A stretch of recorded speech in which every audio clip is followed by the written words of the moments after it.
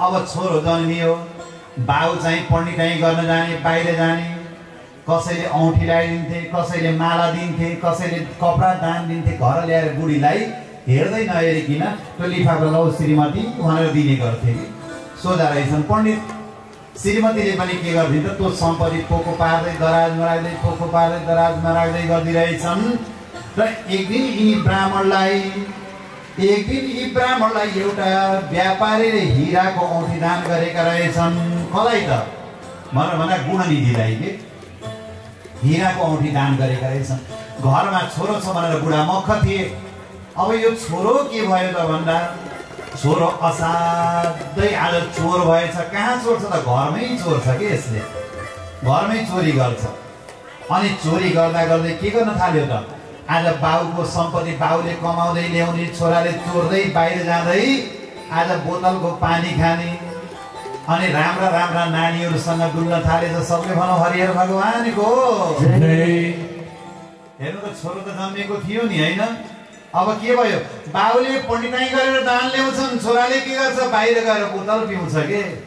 अनि बाउले सम्पत्ति ल्याउँछन्, आमालाई सोध्छन् बाउले, होइन बाबु छोरो कहाँ गयो त भन्दा आमाले कुरा लुकाइन्, श्रीमानसँग झुटो बोलिन्।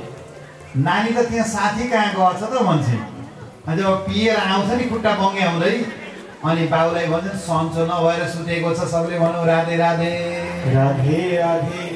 अब बुढा पण्डितले पनि होला छोरो साथी कहाँ गयो होला, खेल्न गयो होला, सन्चो नभएर सुत्यो होला। यस्तै यस्तै यस्तै यस्तै बाबाले विचार गर्दै जान्छन्। छोरो चाहिँ के भयो त भन्दा 16 वर्ष नपुग्दै महा बिग्रेको, महाव्यसनी, महाकुसङ्गी भएछ। महादुर्जन छोरो भयो। अब आफू ब्राह्मण थिए भन्नुहोस् त, आफू गुरु हो भनेर घरमा छोरा सज्जनै हुँदा रहेछन् त। आत्मनिर्भरको घरमा धुन्धुकारै जन्मियो त। आज गुणनिधि जस्तो ब्राह्मणको घरमा पनि के भयो त? आज यज्ञ दत्त नाम गरेको आज दुष्ट छोरो जन्मियो। दुष्ट छोरो जन्मियो के। बाउ सज्जन, छोरो खराब जन्मियो। त्यसमा बाउको दोष त होइन नि।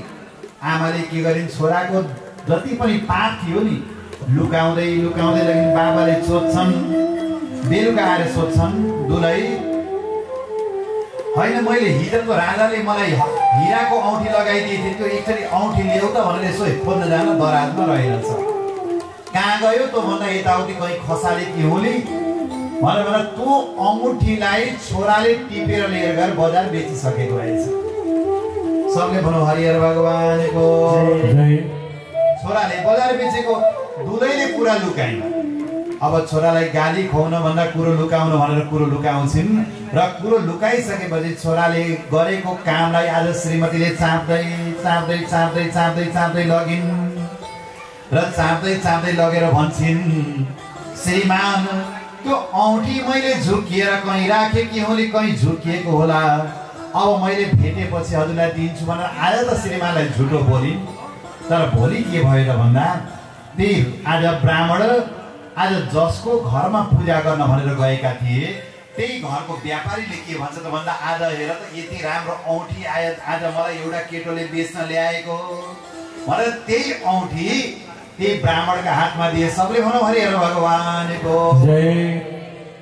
ब्राह्मणले हेरे यो औँठी त मैले हिजो दानमा पाएर घर लगेर राखेको थिएँ, कसले बेच्यो तिमीलाई भनेर भन्दा यस्तो यस्तो अनुहार भएको केटो थियो, त्यसले आएर बेच्यो। होइन यस्तो अनुहार भएको त मेरो छोरो पो हो त भनेर भन्दा त्यो केटालाई तिमीले देखाउन सक्छौ त भन्दा त्यो केटो भोलि पनि यहाँ आउँछु भनेको छ, मैले हजुरलाई देखाउँछु भनेर त्यो व्यापारीले के गर्यो त आज ब्राह्मणले आफ्नै छोरालाई चोर हो भन्ने चिने। धिक्कार छ, आजसम्म मैले यत्रो कमाएर राखेको सम्पत्ति, मैले यत्रो सम्पत्ति जोडेर राखेँ, मलाई के काम लाग्यो? धिक्कार छ, यस्तो चोर छोरो जन्मियो। यसो हेर्छन्, खाएर खुट्टा बटारिँदै आएको रहेछ। घर जान्छन्, श्रीमतीलाई भन्छन्, श्रीमती आजसम्म मैले तिमीलाई के माया गरिन र? आजसम्म मैले तिमीलाई हरेक कुरा विश्वास गरेर तिमीलाई मैले दिएन र? हरेक कुरा मैले तिमीलाई सम्पत्तिको पोको दिएँ, आज तिमीले मेरो पछाडि तिमीले विश्वासघात गर्यौ र आज तिमीले यति मेरो छोरो यो बिग्रिदासम्म तिमीले मलाई आज भनिनौ। ल अब म तिमी दुईटैलाई दण्ड दिन्छु भनेर आज ती ब्राह्मणले के गरे त भन्दा किम बहुक्तेन कुलदे तुभ्यं कुप्यामहमृता तदाप्यव्यहैसेह मुपयस्याम्यहं यदा। ब्राह्मणले भन्छन् मैले यति माया गर्दा गर्दै पनि श्रीमती तिमी माग्दियौ कि अब मेरो पीठ पछाडिबाट मलाई तिमीले छुरा रोप्यौ, मेरो छोरो यदि बिग्रिदासम्म यो त चोर हुन्जरीसम्म मैले कमाएको सम्पत्ति तिमीले आज लगेर जुवा रक्सीमा बेस्या वृद्धिमा छोराले लागुन्जेर पनि तिमीले मबाट आज झुटो बोल्यौ। त्यही भएर यस्तो श्रीमतीको सङ्गतमा बस्नु भन्दा आजकै दिनबाट म तिमीलाई त्याग दिन्छु। श्रीमतीलाई के गरे त आजको भाषामा डिभोर्स गरिदिए के गरे तलाक भन्छ लिखित रूपमा। आज श्रीमतीलाई डिभोर्स गरिदिए। ल आजबाट तिमी मेरी श्रीमती होइन। मलाई एकजना पत्रकारले सोध्नु हुन्थ्यो हिन्दू धर्ममा तलाक हिन्दू धर्ममा डिभोर्स हुन्छ कि हुँदैन? धेरै धर्मगुरुहरूले भन्नुभयो हिन्दू धर्ममा डिभोर्स हुँदैन। शिव पुराण साक्षी छ। आज गुणनिधि नाम गरेका ब्राह्मणले श्रीमतीलाई डिभोर्स दिएका छन्। किन दिए त भन्दा श्रीमती यदि कुलटा भइन् गलत आचरण गरिन् भने त्यहाँनिर परित्याग गर्ने विधि पनि हिन्दू शास्त्रमै छ के। आज त्यो श्रीमतीले गलत कुरा गरिन्, खराब कुरा गरे, खराब बाटो गरिन्।